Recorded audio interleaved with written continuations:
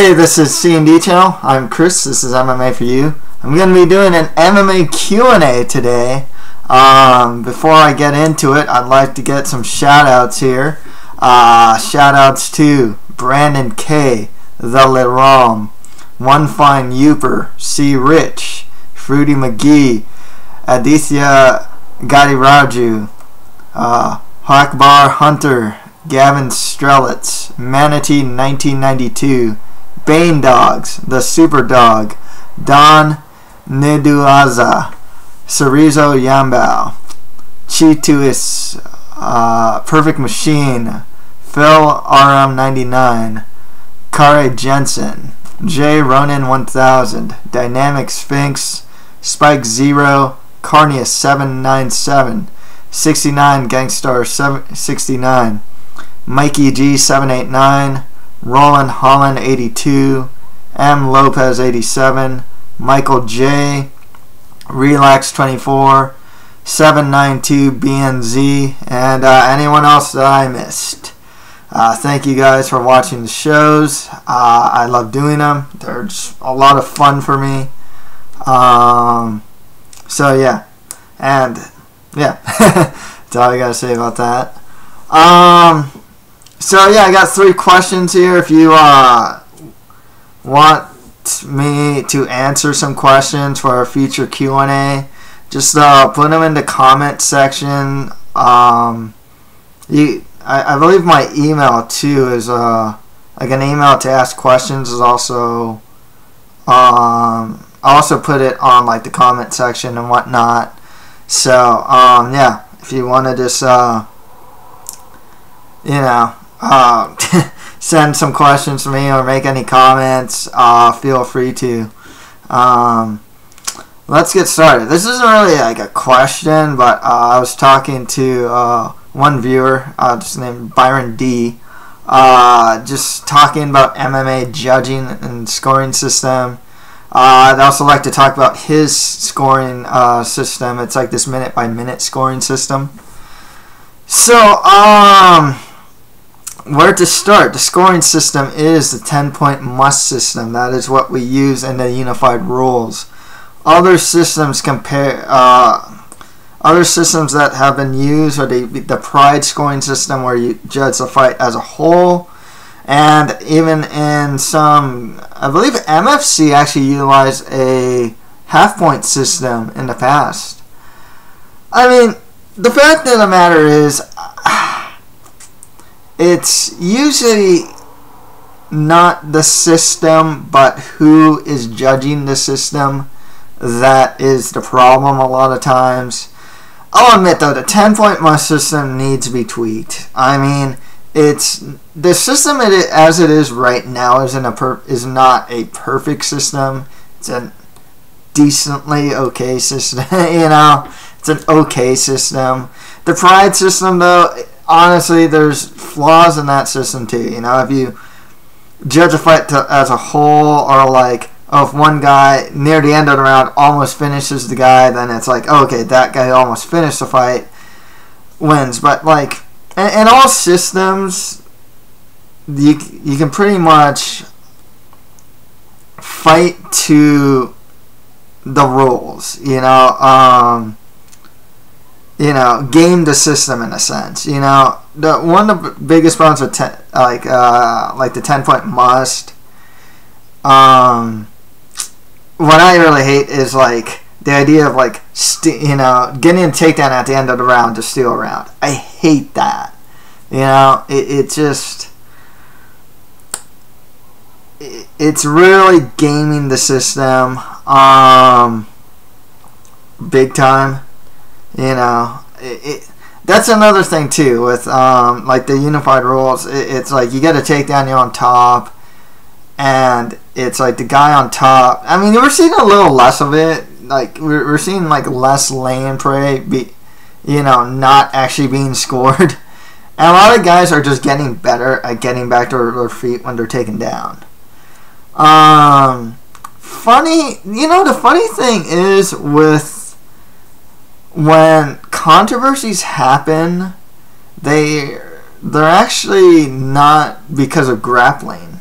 in most cases, not all, but most cases, it's a case of if a guy is on top for a long amount of time, he wins the round. So it's actually a little more cut and dry actually about grappling. It's actually striking that tends to be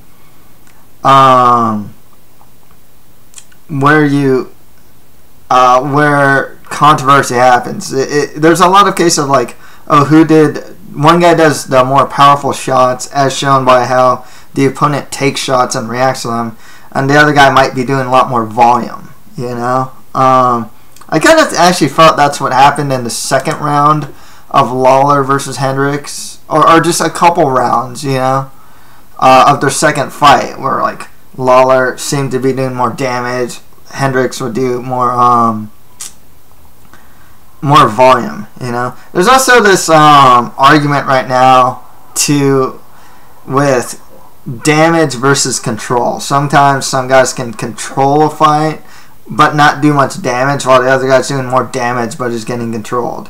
So I mean, there's just problems in like the unified rules sometimes that you know, it's like, well, what do you judge more, you know?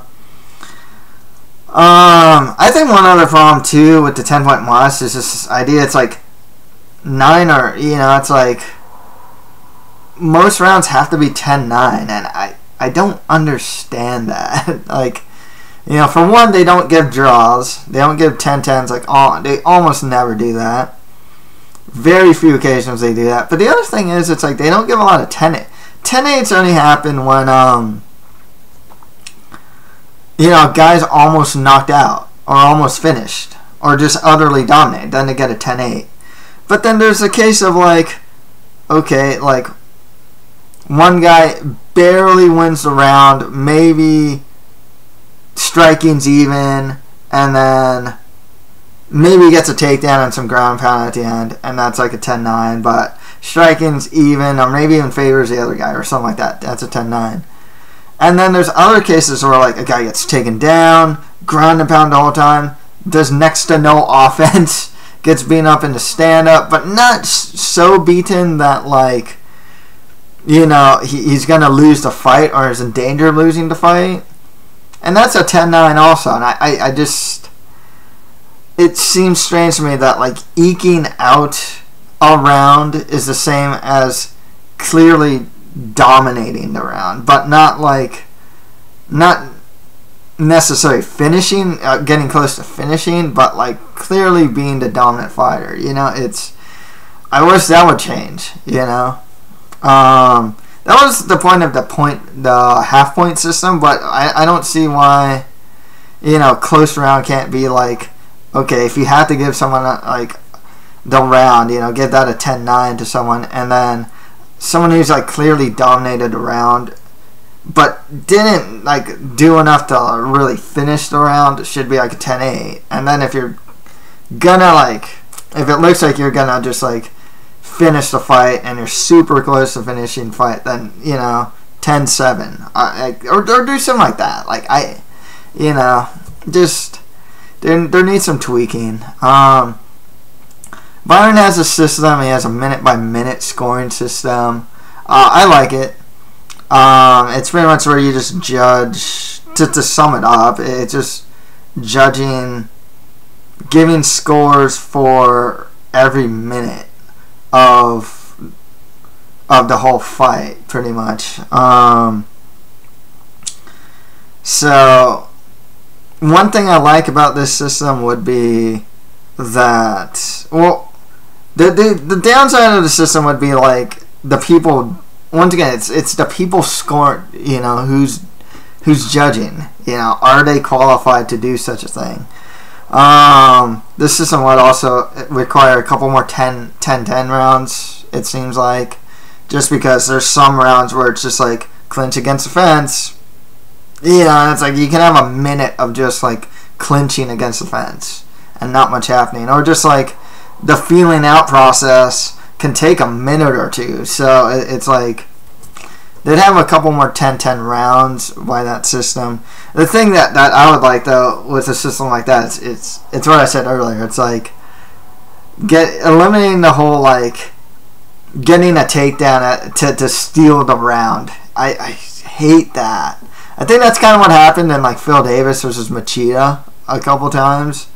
And you know, like some fighters, they just, minutes left. Okay, now it's time for a takedown. So it's like, I really hate that, to like steal the round. Yeah, you might get that minute or 2 minutes or whatever by like getting a takedown near the end of the round, but you know, you're not gonna win the whole round. That's the thing. The other thing with the 10-point must system too, like there's only 3 rounds, so every point matters. If you get a point taken off, it's like, or like you don't win a round, it's hard to it's a system that's really hard to recover from. You know, you're down 2 rounds or 3 rounds, and it's like you need to finish now. You know, you don't have that many rounds. Oh wait, I said 3 rounds, but you're down like 2 rounds, and it's like, man, you don't have many rounds to like make a comeback. You have to get that finish in that 3rd round or something like that. So yeah, you know, the judging system, I mean, there's the whole don't leave it in the hands of the judges.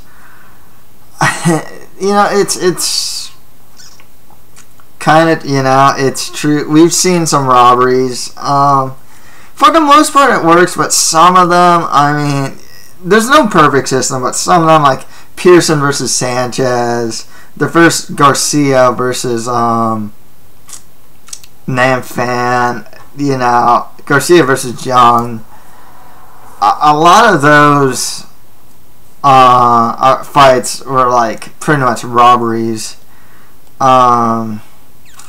There's so many problems just with judging, you know. There's the whole thing with like there's no monitors, so they don't actually, the person watching TV at home probably has a better view of the fight than the judges. I know some employ monitors and some don't.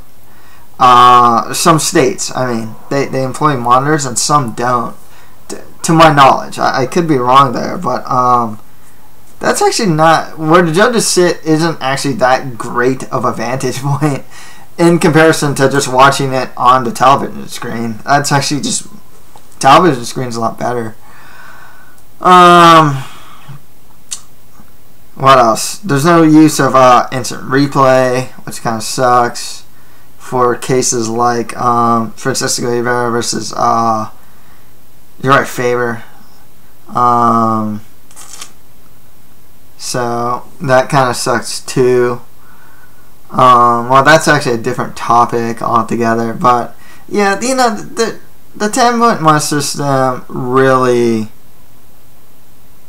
should either, at the very least, it should be tweaked. You know, like I said, like all rounds are not created equal, and it's pretty obvious. You know, I don't think a half-point system is the solution to that. Like I said, I just don't know why you can't use full numbers. Why do you have to use a half point when you can use a full number? Okay, you know, a more dominant round's a 10-8, and close to finishing and just utter dominations like a 10-7 or even a 10-6. You know, 10-9 can be used for a very close round or something like that. So you know, yeah, the 10-point must system, though, not the most ideal system. I don't think the pride system, where you judge the whole fight, is the best system either. There's too many ways to like game the system in a sense, and I don't think that's ever gonna change if you have some sort of system and rules that work within that system. You know, people are gonna find ways to game that system. You know, it's just the way anything works. You know, whether it's basketball, you know, it's like keep fouling because you can. You know, so to kill the clock, or like make sure to kill the clock if you're ahead, or something like that. You know, there's always ways to game the system, and people figure out how to do it. So yeah, there's definitely problems with the 10-point mod system. At the very least, I wish they'd just tweak it. I wish they get better judges too, but you know, it's like, from what I hear, it's like a good boys club or something like that, where it's just like, you know, it's more of like who you know and what position you are than like actually being qualified, you know. Like that's what I heard. So it's relatively tough to be an MMA judge. Next question after that, Dama585 says, I've seen a couple women's MMA fights in the UFC and a couple from Invicta. Not gonna lie, but a lot of these women aren't that skilled. What's the appeal of women's MMA? Or is it just because some are hot?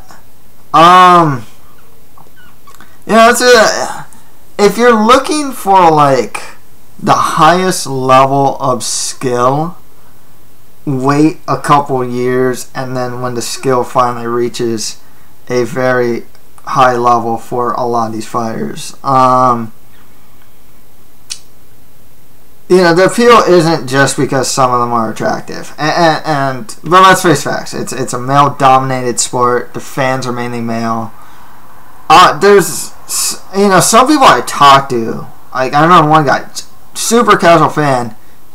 He called, and I say to him, "Hey, there's a UFC fight. Oh yeah, are there any women fighting?" You know, and I think that's like the first thing. I remember this other guy. He's one of my coworkers. He's like, "Oh man, I heard about this like women's fight. There's this weigh-in that was really hot." You know, it's like it's the Kylan Curran versus Paige Van Zant one. I showed him pictures like, "Oh man, that girl's so hot." So obviously, for some, the appeal are that they're attractive. I mean, it is what it is, you know. Someone like me, what the appeal of it really is potential. I think that is the key word there. It's potential. Little background with me, and this will kind of tie in to what's happening here. For me personally, I like to see things from the ground up. You know, essentially something from nothing. I actually, before I got into MMA, I was actually into breakdancing, right? And I was doing it for like, since high school and college, like 10 years. And I used to teach breakdancing to all, you know, to guys, girls, kids. And I was self-taught. So, like, if I were to do something like an inverted, like, it's kind of like an inverted one-handed handstand, right? It took me like years to learn that. I'm teaching it to some people. They get in like a month, you know, and there was something to be said about like how good I got in like 10 years by me teaching people. Like, these people were getting, or my crew actually, were getting as good as me in like less than a year. But what's cool for me is I got to see that growth. There was like nothing to something, you know. Now they can do one-handed handstand saws on their elbows, do windmills, whatever, you know. And in a sense, I like that with women's MMA. It's almost like you're seeing, it's almost like what a lot of people say is like, it's like watching UFC 1 and going up, you know. You're seeing this progress with women's MMA. And I think the new strawweight division actually really shows the progress, and Invicta also shows the progress of women's MMA. One thing is, like, if you want some earlier women's MMA fights, like, look at like Jessica Penne, right? If back then she used to bull rush into clinch, force a takedown, maybe even pull guard. She still actually will pull guard, and work a ground game, because not many female mixed martial artists were great strikers, right? And so you're starting to see a progression of like, it's not just a lot of ground fighters now. You're actually seeing much better striking from just mainly across the board. You still see that sloppiness. You also see what I like to call like that type of sloppiness where you're like, you're just kind of bull rushing and throwing punches, and it's really sloppy. You still see some of that, but it's becoming less and less. And even some of the female fighters that started out, that were kind of like the pioneers, or like some that started really early, like Miesha Tate. Roxanne Modafferi is a really good example too of just like female fighters that are like mainly grapplers, and then you can actually see a real move to like fix their striking. And then Roxanne Modafferi got that big one over Andrea KGB Lee, who I'm really high on, and she was striking with her, So yeah, it's cool to see that progression, and it's, for me, I really like seeing this, like, oh wow, when a lot of female fighters, their striking's just getting so much better. Now, it's always parts though, because right now it's like, okay, well, what's the next thing? It's probably, there's two things that need work: punching power, and I think we're gonna see a lot more of that too. I think like Andrea Lee, Nina Ansaroff, Joanna Jacek, I think Justine Kish. There's a couple women's fighters that can that can get one punch knockouts. There's not too many out there right now. There's a couple. I think we're also going to see better movement towards wrestling eventually. I believe it's Zane Simon that keeps mentioning on Bloody Elbow. One thing about a lot of women's mixed martial artists is that like they go for these really, really amateurish head and arm throws, and you'll see it a lot too. They go for this head and arm throw, give up their back, miss it, give up their back in the kneeling position, and get their back taken, or just get in a really bad position.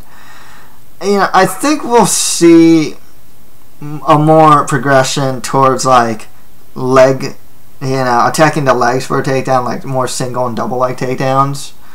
I actually think that's kind of one thing that really helps Carla Esparza right now, is that she's a wrestler in women's mixed martial arts, and there aren't too many wrestlers in that. I can name less than 10. I can name less than 10. Miesha Tate, Kat Zingano, Sarah McMahon. I mean, you can say Ronda Rousey, but she's not a wrestler.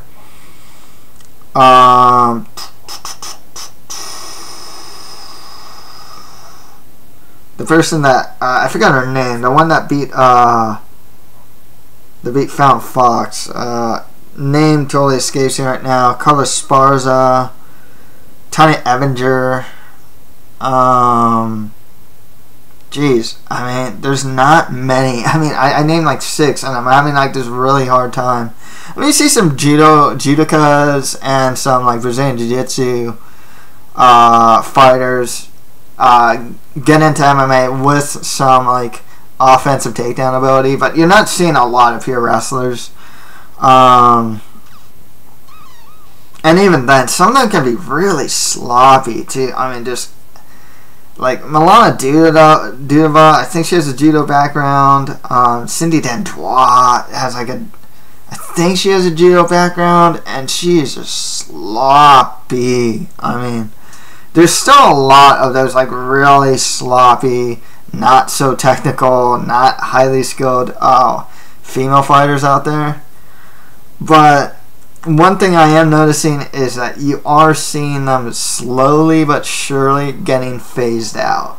I mean, there's certain things in women's mixed martial arts that you can't just be that bull rushing striker. I mean, it's working for... That's also why I'm a bit leery about Juliana Pena, because she still has that. She kind of just... She has some power in her strikes, but she has that bull rushing, like, striking, and then which forces the clinch, and then she'll work her ground game. And that style, it still works in women's mixed martial arts, but as you move up, it's just not going to work these days. And like I said, I really do feel that that style of fighting is just going to get phased out, like pretty much completely, as we move forward, as women's mixed martial arts just moves forward.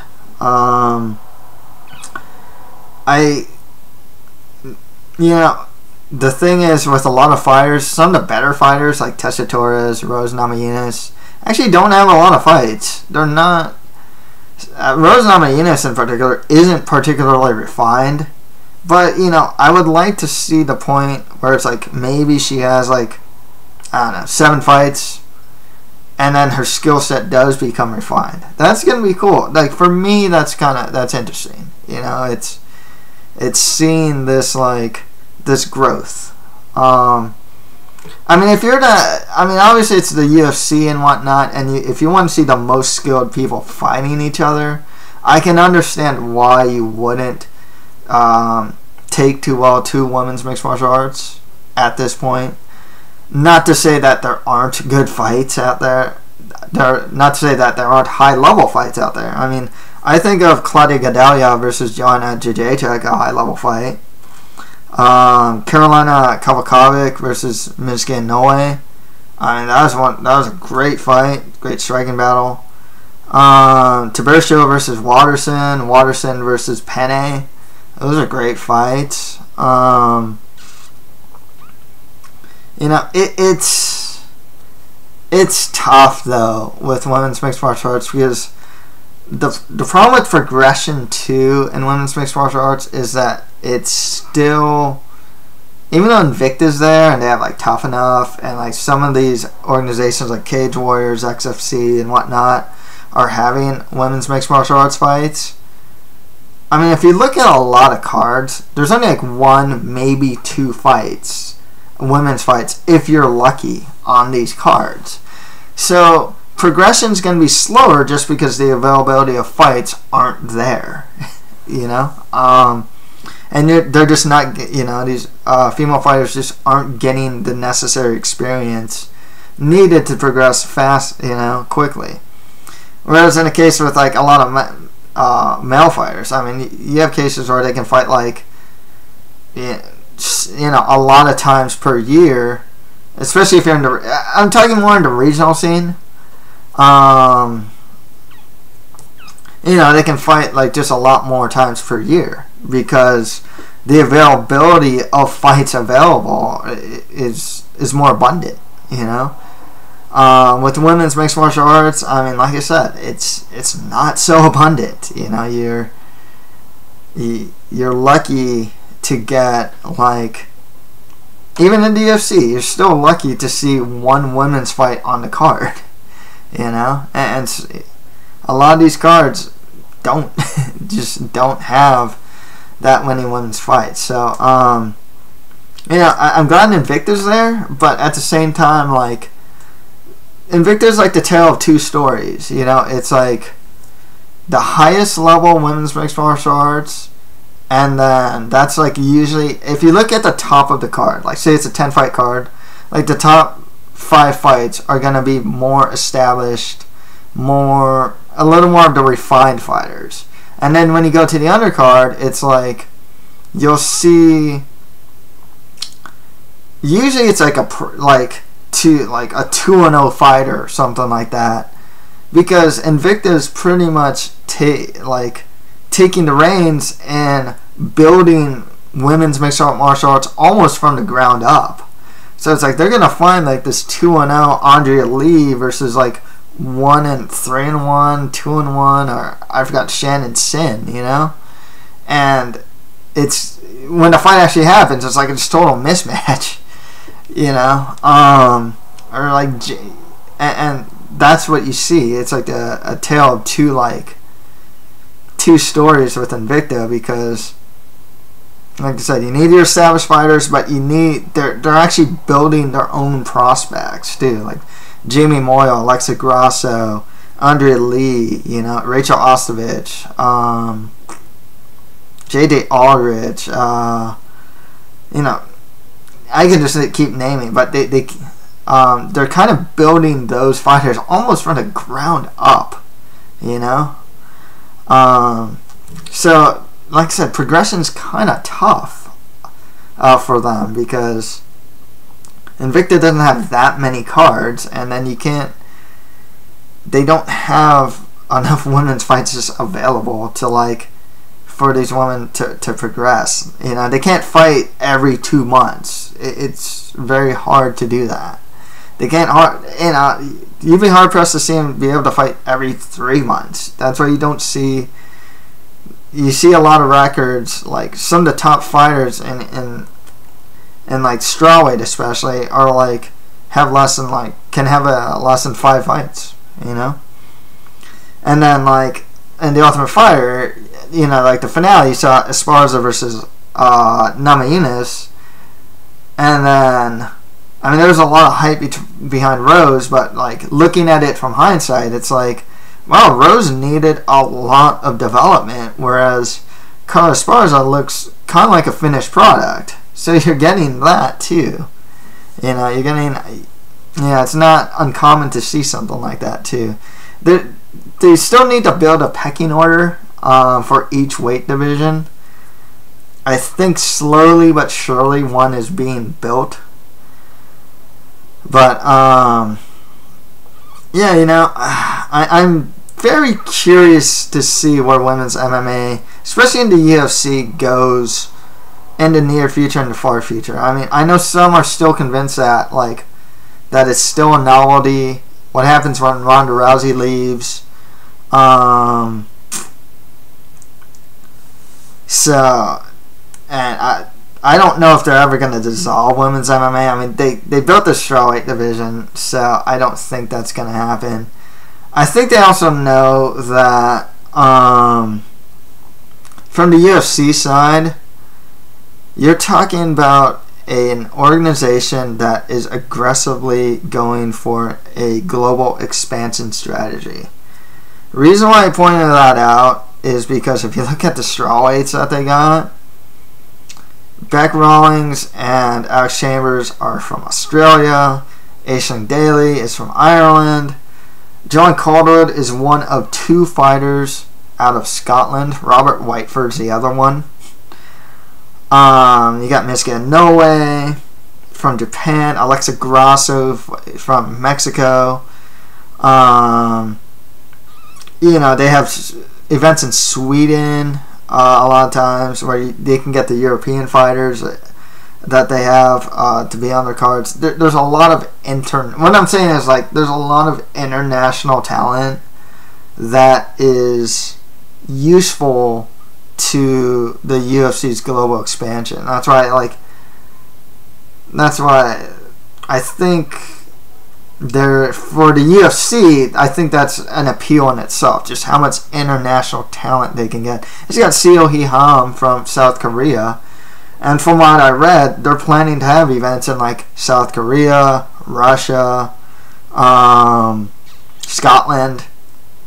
You know, I would bet that like John Calderwood's going to be on the main card of the Scotland card, you know.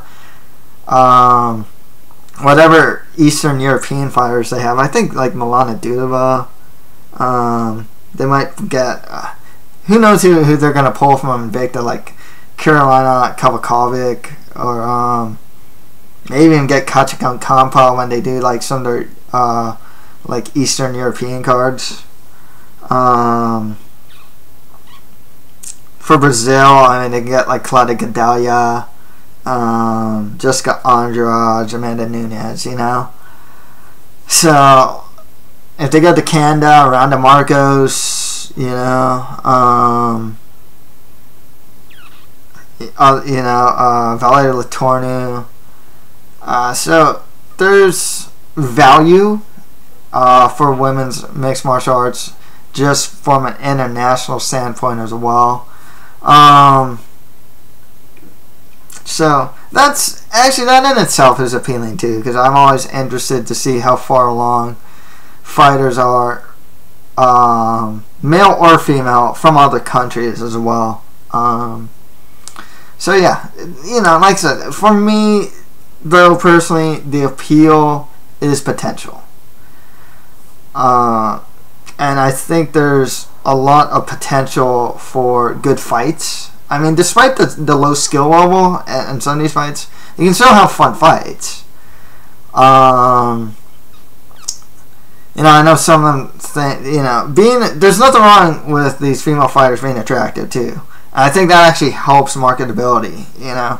Like, I think I said this about Alexa Grasso. It's like, I don't, you know, they want to get into Mexico and they want this big star from Mexico. They got, like, they did the Ultimate Fighter Latin America. Maybe try and find some stars there. No, the star was in Invicta the whole time. You know, get Alexa Grasso.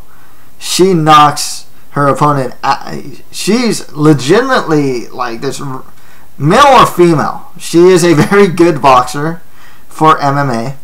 She knocks opponents out. She's very attractive. She's very young too. She's only like 20, 21, 22. And she's like, you know, she's not like Mexican American too. She's like just Mexican, you know. Perfect for, like, you know, if you're trying to penetrate the Mexican market. I mean, there's your star right there, you know.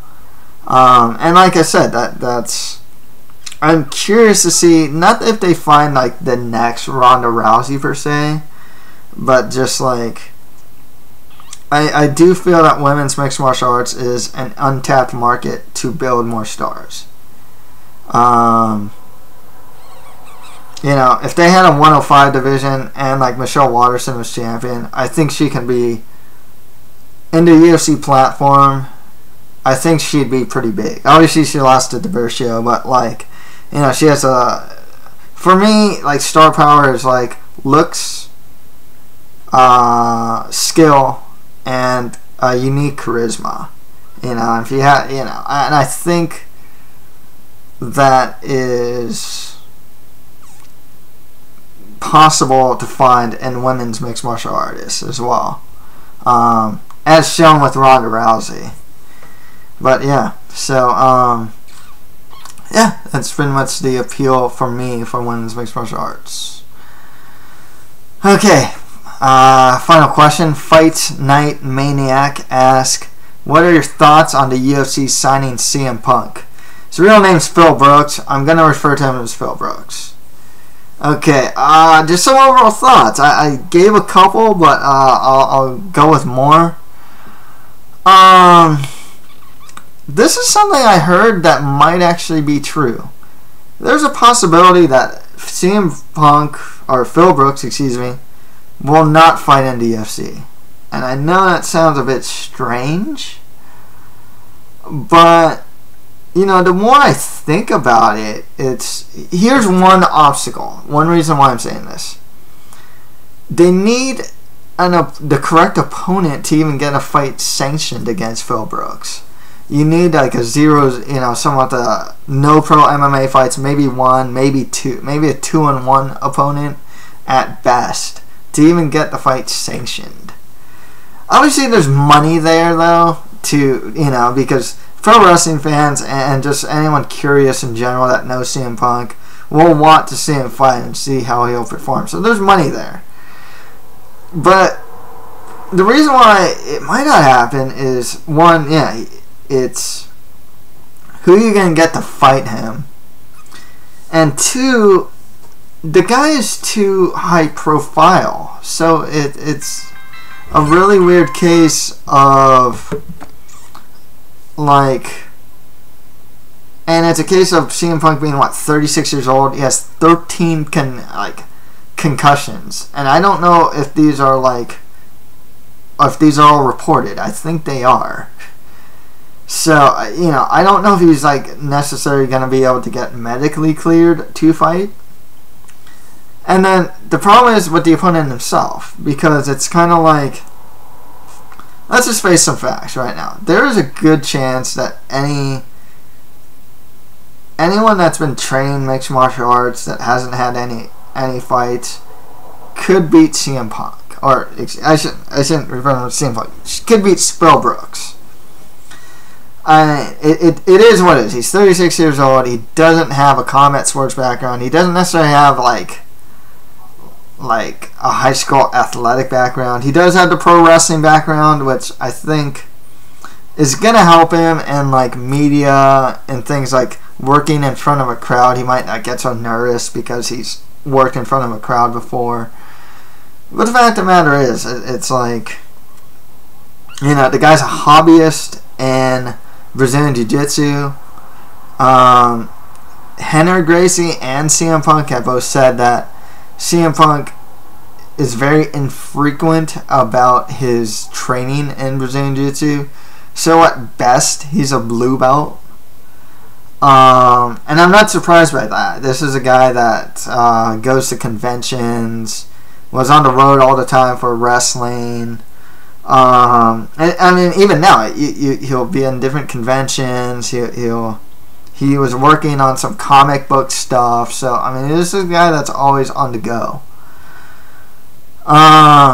So, going back to the opponent, it's kind of like, well, they probably want to match him up with some scrub, right? I mean, I don't think they can do like a Brock Lesnar Frank Mir. It doesn't sound like you can give him this credible opponent. I don't know if that will be allowed or be sanctioned. If they can get someone in the UFC, I would go to welterweight.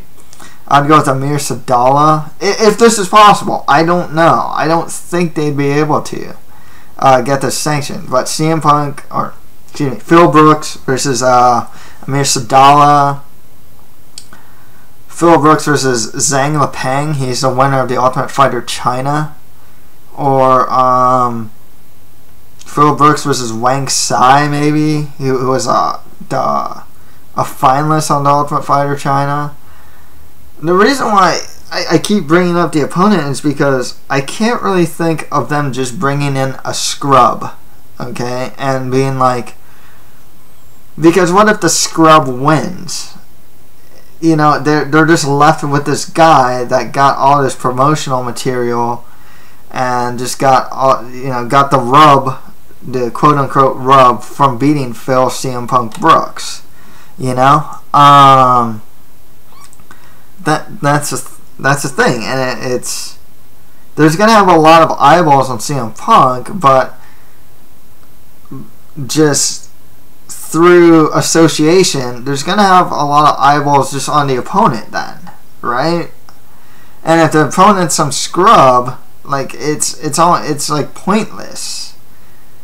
It seemingly to me to put promotional, to put any type of promotion behind some scrub, just some really, really club fight, just some club fighter, some really crappy fighter, because that's what I mean by scrub, or a can, is what they'd call him, or I always use the scrub, bum, whatever you want to use. I use the word scrub, okay? So the thing is, yeah, it just seems kind of strange to me.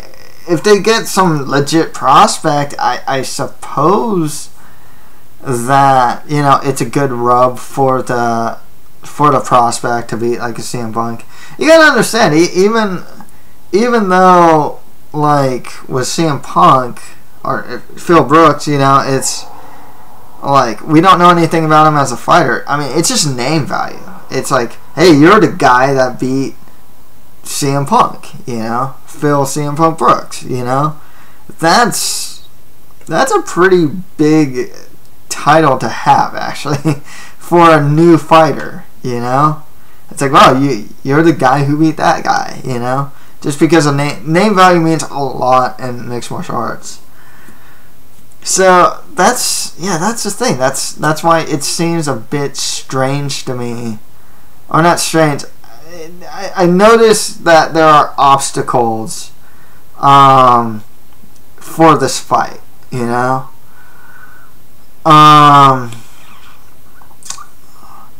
Yeah, like I said, if they can get someone within the UFC, it should be someone with a combination of some name value, something they can sell, that maybe, just maybe, Phil Brooks could beat. And even though I wouldn't pick Phil Brooks to beat Amir Sadallah or anything like that, at the very least, like, maybe that's the best guy with some name value that he can beat or something like that. You know, I see Zhang Leping because, like, he's the winner of the Ultimate Fighter China. At least he can kind of sell that. Or Wang Sai because at least he was a finalist in the Ultimate Fighter China, but he's still, I think he's still in his 20s, like 28 or something like that. He's like one of few pretty good Chinese prospects out there. So you can actually, he's a guy that you can kind of sell. You know, you can sell something with. That even if like Wang Sai beats CM Punk, it's like, oh hey, cool, you know. You're left with Wang Sai, who they've already had. He's a prospect, you know. So, and he's a guy that they probably want to build anyways, to build the Chinese fan base, you know, for like, you know, because they want the Chinese national fighters, you know. Or Amir Sadallah, it just has some name value, and he's not really a prospect, but it's like, oh, you lost Amir Sadallah? Oh, okay, well, that's fine, you know. He's been in the UFC for a while, ever since he started his pro MMA career in the UFC, you know. He has some name value, you know. Cool.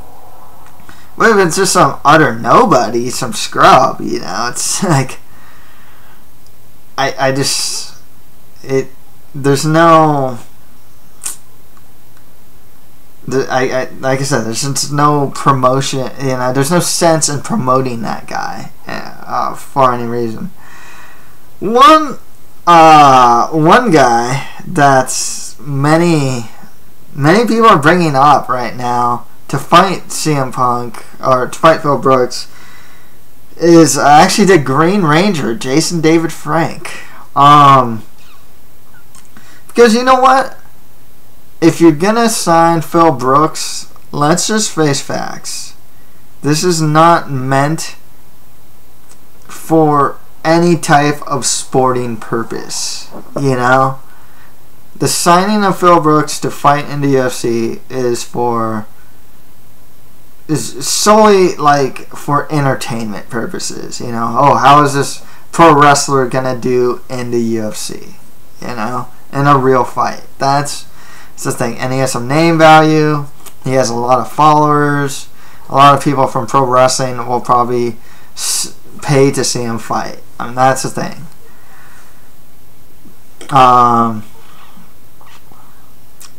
That's the thing. So the reason why I bring that up, it's like, well, if that's the case, then, you know, I don't see why not get the Green Ranger to fight CM Punk. You know, Phil Brooks versus Jason David Frank, because if it's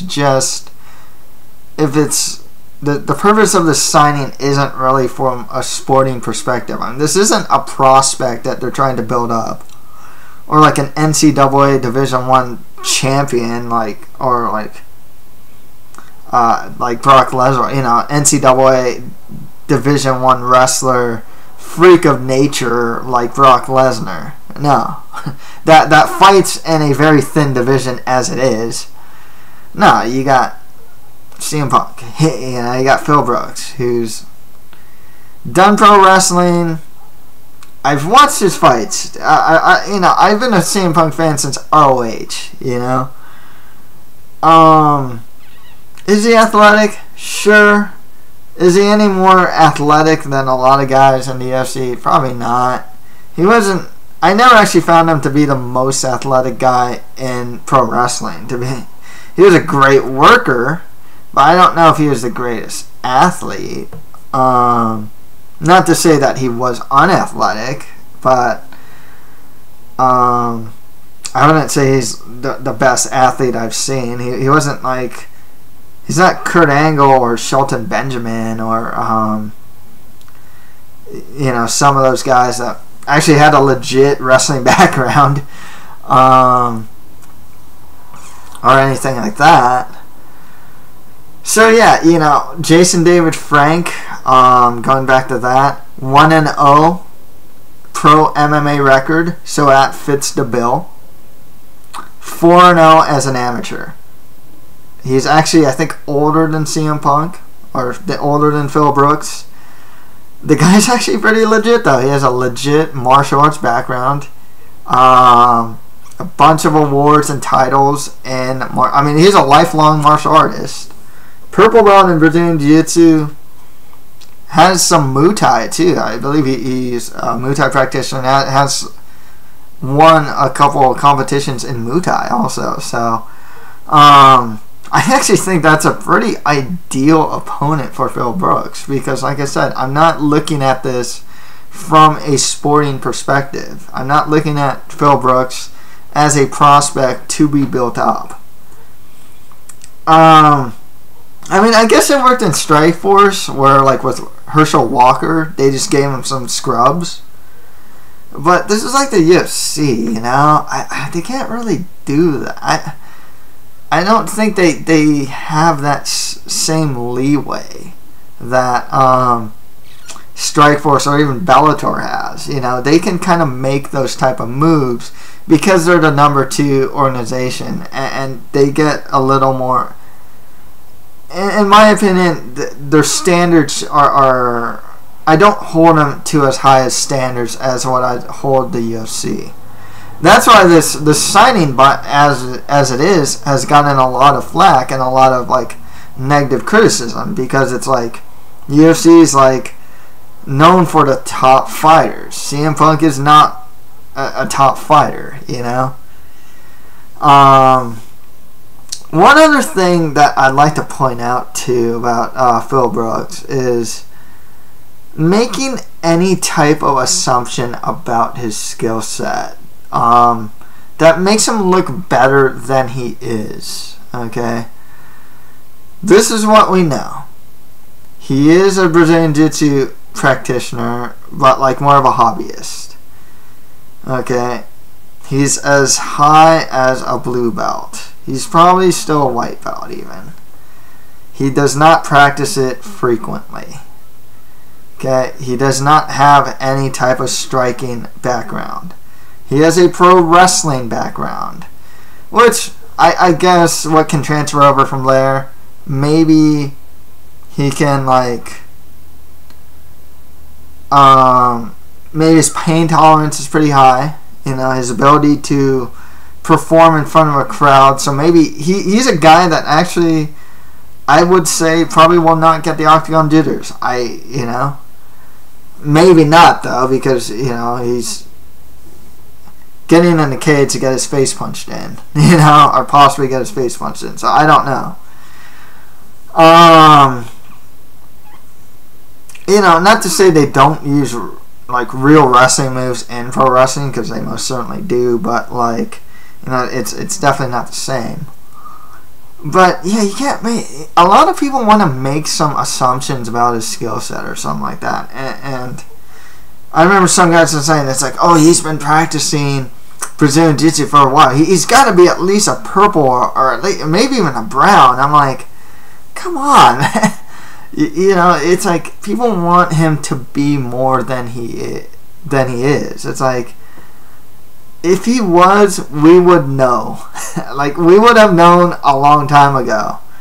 He's a very high-profile guy, and even before he signed with the UFC, he was a guy that was interviewed a good amount of times by MMA media, so that's the thing. And that's the thing.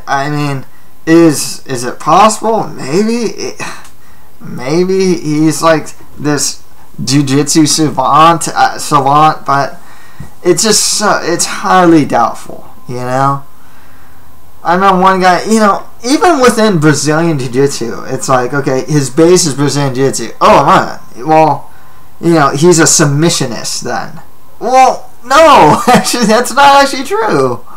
You know, some guys are more positional grapplers. For all I know, he's a guard guy. For all we know, we don't know. That's why you know, we shouldn't. I honestly don't feel we should even assume that much about his ground skills to say like, oh yeah, you know. And as a guy I've been practicing like Brazilian Jiu-Jitsu, gi and no gi myself for a little over 2 years now. I think I'm reaching close to 3 now. Locking submissions off, especially like limbs. I like arm bars a lot, but locking stuff off, it's kind of hard. Like it's not easy, and it's easy. And when he wants like new fighters, I mean, they go for an arm bar, and they totally miss something, and then get reversed or something. You know, it's not like he's gonna have like perfect technique at whatever he does. You know, it's not like he's, you know, unless there's something about him we don't know. I doubt he has like this perfect Paul Sass triangle, unless he's full Sass or something like that, and is triangling black belts as a white belt. I don't know. I mean, I guess we can kind of leave it to our imagination and believe that he's like this crazy jiu-jitsu guy. I kind of doubt it. I'm just gonna go with what I know. Like, what I know is he's a white belt in Brazilian Jiu-Jitsu. He's a hobbyist, and he has no striking background to speak of. He doesn't really have much of a real like athletic background. You know, he wasn't like a sports guy or anything like that. He has a pro wrestling background. You know. The other thing about, you know, even going further with the skill set thing. Okay, so we're talking about belts in Brazilian Jiu-Jitsu, right? Okay. If we're talking about belts in Brazilian Jiu-Jitsu, we're also talking about gi Brazilian Jiu-Jitsu. Gi Jiu-Jitsu is different from no gi Jiu-Jitsu, is different from MMA Jiu-Jitsu. Like, whether or not the gi Jiu-Jitsu train is going to transfer over to MMA Brazilian Jiu-Jitsu, I don't know. I mean, it's different. How's it different? Gloves? That's a difference. No rash guards or anything like that. You know, you're not wearing a shirt, no rash guards or anything like that. So you're talking about sweat and slipperiness, right? Obviously no gi, so you can't grip onto things. You know, there's no spider guard. You know, and of course you're getting punched in the face. You know, I think that's a really big thing. So MMA Jiu-Jitsu is a lot different from gi Jiu-Jitsu. I don't know if Phil Brooks even practices no gi Jiu-Jitsu. We don't even know that. You know, and since we're going by belts, because I practice gi and no gi, they're different. They're a lot different to me. You know, the way I work an open guard with like gi Jiu-Jitsu, I work a spider guard a lot of times. I transition to like an X guard or else even go for, like the other day I actually hit a spider guard to triangle to armbar. You know, I can't do that with no gi. You know, like an open guard game and no gi is like different than an open guard game with the gi. You know, and then, you know, when you add punches to the mix, there's MMA Jiu-Jitsu, Brazilian Jiu-Jitsu as well. So it's, once again, you can't, I mean, if you want to imagine that he's great at some things and whatnot, you can, but like, as for me, and if I'm being realistic here, I think it's best not to assume much about Phil Brooks's actual skill set. in mixed martial arts. It doesn't help too that this guy's had 13 concussions. He's in his mid-30s, no striking background. You know, as MMA fans, and a good amount of us have seen enough mixed martial arts. Even if you just watch purely the UFC, we know how prospects work and up-and-comers work. We know how fighting works, you know? I mean, very rarely will you get John Jones and Chris Weidman. You know, he can be like 3-0 and go into the UFC and just wreck shop, you know? And, you know, build his way up, you know? But we know that, like, training, it takes a long time to get good at something.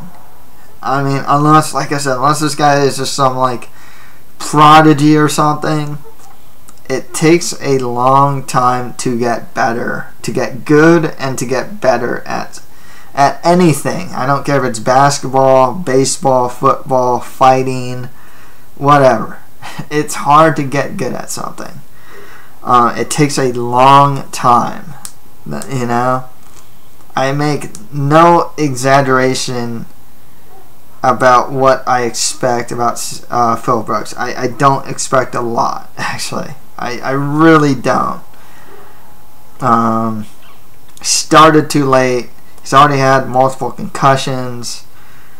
No striking, no martial arts no real martial arts background. You know, I mean, like I say, he may have dabbled in certain things, but that's it. He's dabbling. He's like a hobbyist at best. So yeah. There's some positives with him though. He has a lot of money. Okay, and reason why that's actually helpful is because he can get the highest level training that he can get. So,